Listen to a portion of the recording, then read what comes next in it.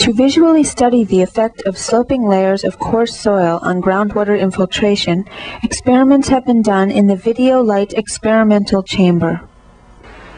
For this experiment, the chamber is filled with a sloping layer of coarse sand surrounded by a finer sand. Because the coarse sand has larger pores, it transmits more light, and as water is applied to the surface, the wet sand transmits even more light. It may be surprising, but under unsaturated flow, greater pressure is required to push water into a large pore than into a small pore, so the water prefers to follow a path over rather than through the coarse layer. At this low flow rate, the horizontal component of flow exceeds the vertical component until it reaches the edge of the coarse layer where it funnels through.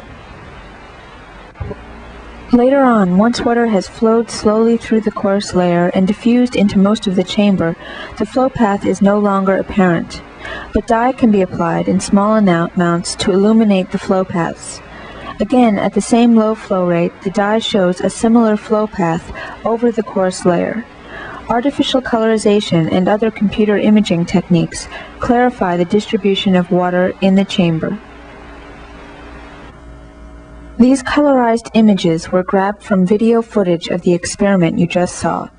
To see only the paths of the dye streaks in this last image, it was subtracted from the image grabbed just before dye was applied. The resulting image shows the path of the dye streaks flowing over the coarse layer, and now color designates the concentration of dye. The diversion of flow over layers is significant because of its funnel effect. Because the water is forced to take a smaller path, the flow is concentrated to bypass much of the soil. The result is a quick path to the saturated water table. If you think of the dye as a pesticide or some other highly toxic chemical entering the ground from the surface, you can imagine how even a small amount of that chemical can move quickly through the unsaturated part of the soil where degradation occurs.